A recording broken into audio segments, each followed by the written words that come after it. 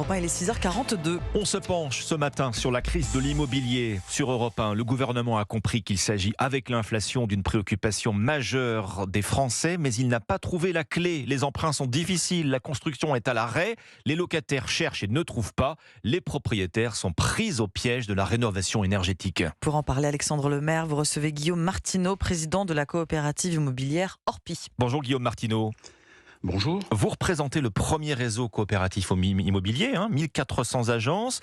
Vous avez choisi Europe 1 pour nous livrer en exclusivité les derniers chiffres d'Orpi. Alors, quelle est aujourd'hui la réalité du marché de l'immobilier? Qu'est-ce que vous constatez dans vos agences? On constate à cette rentrée qu'il y a une baisse des prix qui s'est un peu accélérée, puisque le début de l'année, jusqu'en juin, on était à peu près à moins 2%, et là, en cette rentrée de septembre, on est à moins 5% sur les prix. Donc c'est un phénomène, je dirais, malgré tout positif, parce que ça redonne un peu d'air, ça va permettre aux gens de pouvoir revenir vers nos agences, faire des offres. Donc cette baisse des prix, ce qui n'était pas entendable par les propriétaires l'année dernière à la même époque, devient une réalité. Nos vendeurs ont compris que le marché n'était plus aussi tonique que ces dernières années. Où baissent-ils ces prix? Ils ne baissent pas de manière uniforme. Quelles sont les villes où cette baisse est la plus marquée?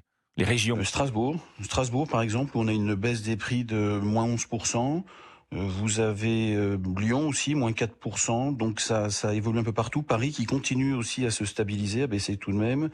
Et puis, peut-être le plus marquant pour nous, Rennes, où on a moins 10% des prix. Et puis, on a les compromis repartent, se sont stabilisés. Et c'est ça qui est intéressant de voir, c'est-à-dire que les prix baissent et ça permet de repartir sur le volume des ventes. Avec une moyenne nationale, toujours selon vos derniers chiffres Orpi, de baisse des prix de l'ordre de 5%. Vous dites malgré tout une bonne nouvelle.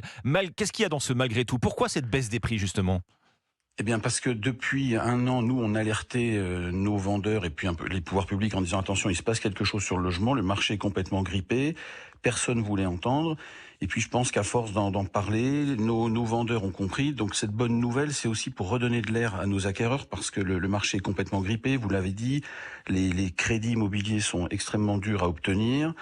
On n'a pas de politique du logement, pas de cap de la part des pouvoirs publics. Donc on sent que le logement est le secteur un peu mal aimé. On a eu 2 interventions de notre président de la République où il n'est fait nulle part mention du logement. Donc le fait que cette baisse des prix arrive, je pense que c'est aussi le moyen pour les pouvoirs publics d'entendre qu'il se passe quelque chose et qu'il faut réagir assez rapidement. Les candidats à l'achat d'un logement qui vous écoutent se posent certainement la même question. J'ai mes fonds, j'ai mon apport là maintenant pour acquérir un appartement, une maison. Est-ce que c'est le bon moment pour acheter compte tenu de cette baisse des prix ou est-ce qu'il faut attendre compte tenu du niveau des taux d'intérêt par exemple? Si vous achetez votre résidence principale, je dirais qu'il faut sortir du côté spéculatif et attendre surtout de trouver la bonne chose à acheter, quelque chose qui corresponde à votre façon de vivre, à vos envies et votre projet futur. Donc c'est un meilleur moment, je dirais, pour acheter parce que, encore une fois, là où des offres ne passaient pas l'année dernière, on arrive à trouver un point d'accord avec nos vendeurs. Donc c'est peut-être pas en tout cas, c'est un meilleur moment et il faut se lancer si vraiment le projet correspond à ce que vous cherchez. Si d'aventure, parce qu'il y en a encore, des vendeurs qui se montrent parfois, c'est vrai, un peu gourmands sur le prix de vente. Est-ce que par exemple, dans votre réseau Orpi, vous faites des gestes commerciaux sur vos commissions pour encourager les propriétaires à revoir leurs ambitions à la baisse? Tout à fait. On avait lancé au mois de mars le pacte anti-inflation parce qu'on avait compris que c'était vraiment un problème, cette inflation qui venait nous pénaliser, pas seulement dans l'alimentaire, sur le logement aussi.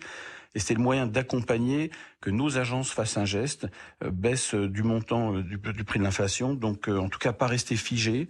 Si chacun fait un petit geste, on arrive à bouger ce marché qui est quand même considérablement grippé, qui se dégrippe. L'image que j'ai en fait, c'est un peu comme un train qui rentre en gare, qui part de gare, pardon.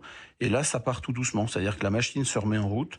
Donc ces gestes commerciaux nous aident aussi à faire bouger la machine. Ouais, autre signe que ce marché est grippé, c'est le délai de vente qui s'allonge.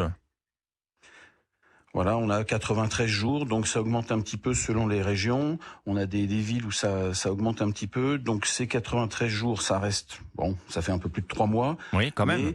Mais oui, tout de même. Et ces derniers mois, on avait constaté aussi cette augmentation du délai. Donc cette rentrée de septembre, pour moi, elle est plutôt positive parce que on arrive de nouveau à faire notre métier, à expliquer la situation. Je pense que tout le monde a compris ce qui se passe. enfin tout le monde, Oui. en tout cas les vendeurs, ont compris. Je serais peut-être un peu moins optimiste sur notre gouvernement qui ne comprend pas encore qu'il faut agir un peu plus fort sur le logement. Le marché locatif est complètement bloqué, vous le disiez dans votre reportage à 6 heures. Oui.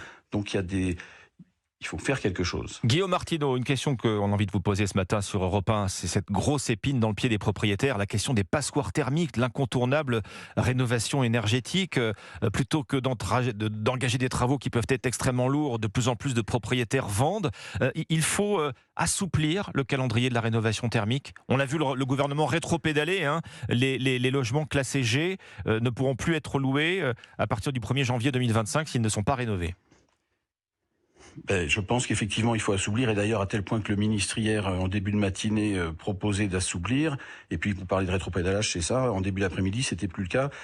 Il faut assouplir parce que nos propriétaires ne peuvent plus faire face à tout, de la rénovation, des coûts qui augmentent. Donc si on ne fait rien, votre marché locatif, notre marché sera encore plus bloqué. Donc il faut redonner un peu d'air à nos investisseurs parce que ces achats, quand vous mettez des logements en location sur le terrain, vous parliez des étudiants là, qui font des sittings devant les mairies, Oui. c'est quand même dramatique. Donc il faut redonner un peu plus de volume sur la location. Il y a une fiscalité, là j'ai cru comprendre que le gouvernement envisageait de revoir sa politique sur les abattements fiscaux avec Airbnb, parce qu'aujourd'hui c'est devenu moins rentable de louer à l'année que de louer en saisonnier. Donc il faut agir là-dessus. Merci Guillaume Durand d'avoir été avec nous ce matin sur Europe 1, président d'Orpi, je le rappelle, réseau coopératif d'agences immobilières. C'était Guillaume Martineau. Guillaume Martineau, pardonnez-moi. Merci.